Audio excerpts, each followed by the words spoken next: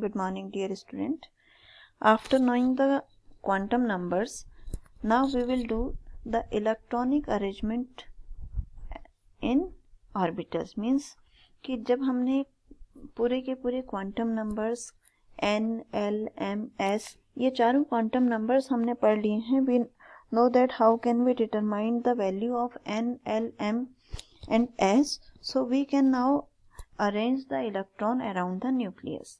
In Bohr's theory or in Rutherford theory, we can explain the electronic arrangement around the nucleus like 2, 8, 18.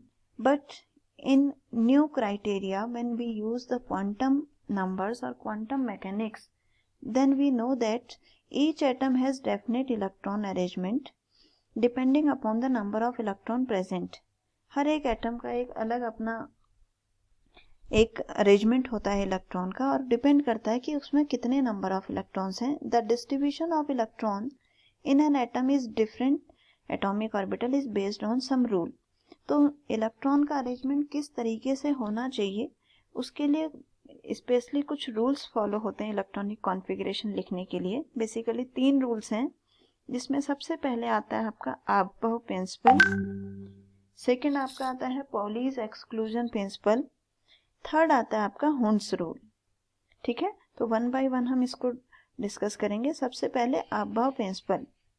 The German word Aufbau means building up. Building up we shall use this word for the arrangement of electron in the different orbital according to their energy. उनकी energy के according हम Aufbau principle को कैसे use करेंगे. देखिए above principal क्या कहता है. According to this rule, electron in an atom first enter into empty orbital, then empty orbital of lowest energy. सबसे पहले वहां जाएगा जिसकी एनर्जी सबसे कम होगी. ठीक, then enter into orbital of higher energy.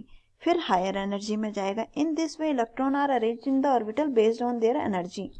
Electron का जब हम अरेंजमेंट पढ़ेंगे तो इलेक्ट्रॉन हमेशा सबसे पहले लोअर एनर्जी में जाएगा, फिर उससे ज़्यादा एनर्जी, फिर उससे ज़्यादा एनर्जी, और इसी तरीके से एनर्जी के इंक्रीजिंग ऑर्डर में इलेक्ट्रॉन की फिलिंग होती है हमेशा. ठीक है, तो अबव प्रिंसिपल के अकॉर्डिंग हम एक डायग्राम फॉर्म करते हैं इस तरीके से. जैसे फर्स्ट सेल है, फर्स्ट सेल में एक सब सेल होता है 1s लिखा हुआ है यहाँ पे, क्योंकि जब n की वैल्यू 1 होगी तो l की वैल्यू 0, तो 1s.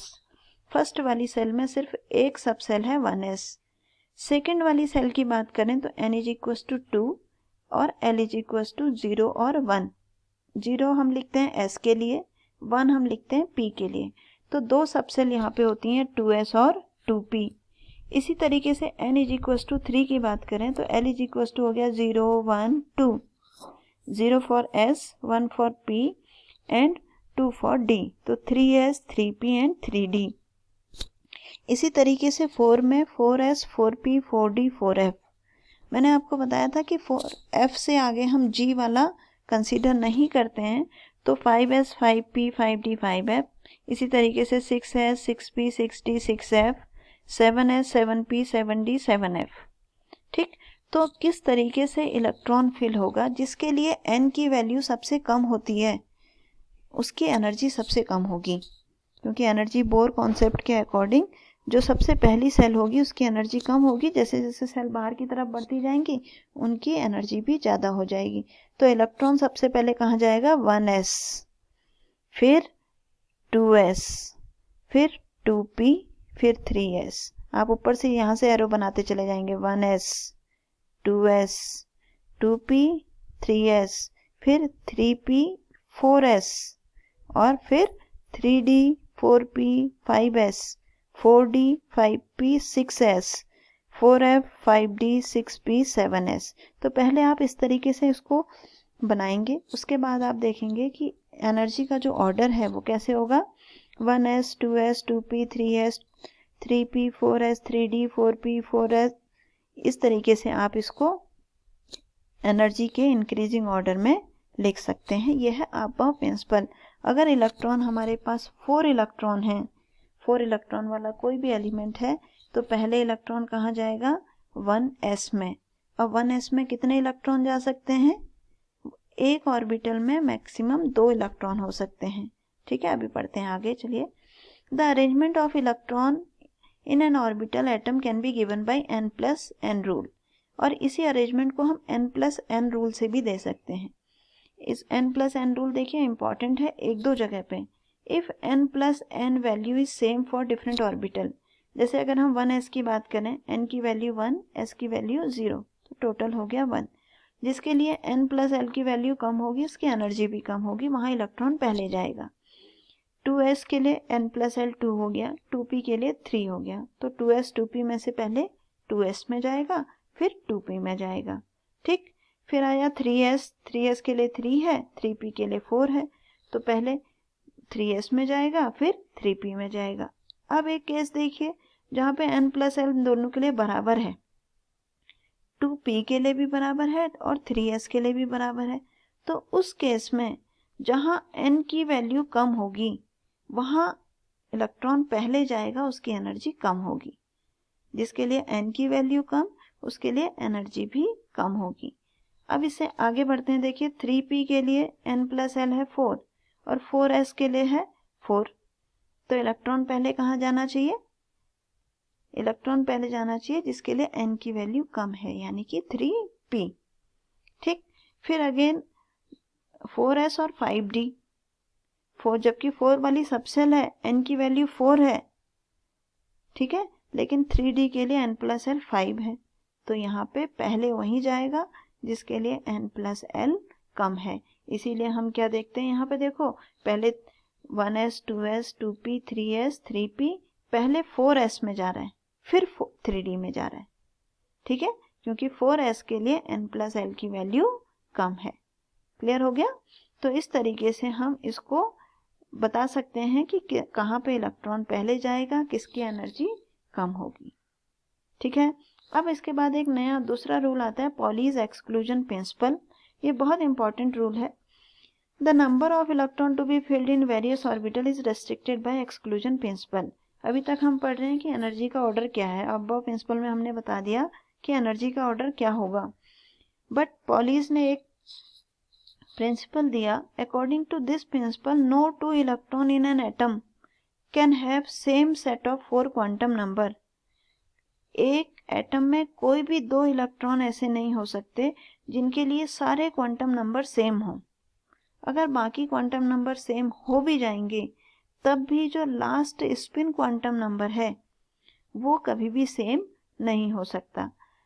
2 इलेक्ट्रॉन एक ही सेल में हो सकते हैं, एक ही सब सेल में हो सकते हैं, एक ही ऑर्बिटल में हो सकते हैं, बट जब वो एक ही ऑर्बिटल में होंगे तब उनका स्पिन अलग अलग होगा। ओनली 2 इलेक्ट्रॉन में exist in a same orbital and these electron must have opposite spin.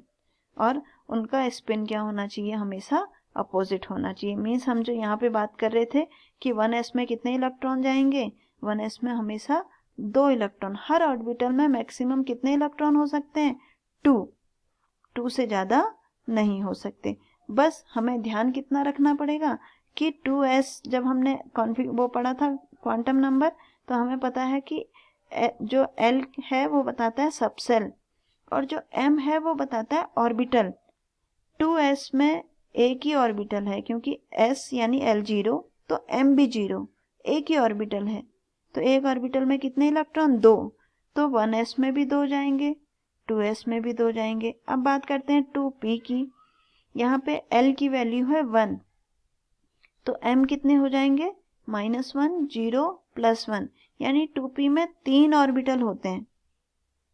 ठीक है, p में 3 ऑर्बिटल होते हैं, तो एक ऑर्बिटल में जा सकते हैं 2 इलेक्ट्रॉन, तो p में टोटल कितने हो गए? 6 इलेक्ट्रॉन।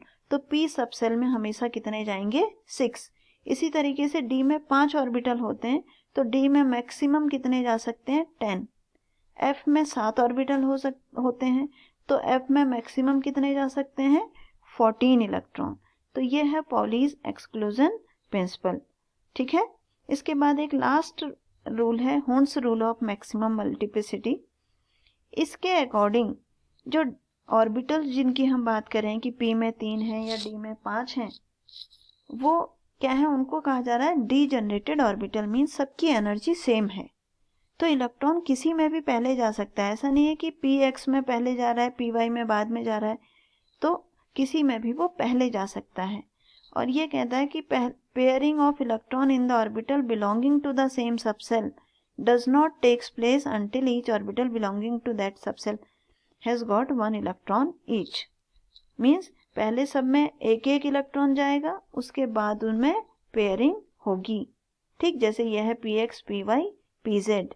जब नाइट्रोजन 7 आ गया तो 1s2, 2s2, अब यहाँ 2px3 है ना, तो पहले सब में एक एक जाएगा। फिर अगर चौथा इलेक्ट्रॉन है फिर पेयरिंग होगी। पहले क्या होगा, सब में एक एक फिल होंगे। पेयरिंग तब तक नहीं होगी जब सबके सब जब तक हाफ फिल नहीं हो जाते। तो ये है आपका हुंड्स रूल। ठीक, तो इस तरीके से हम जो इलेक्ट्रॉनिक कॉन्फ़िगरेशन है उसको लिखते हैं। कल हम बाकी एलिमेंट का इलेक्ट्रॉनिक कॉन्फ़िगरेशन लिखेंगे इसी की हेल्प से, और आगे का पोर्शन फिर पढ़ेंगे। ठीक है, थैंक यू।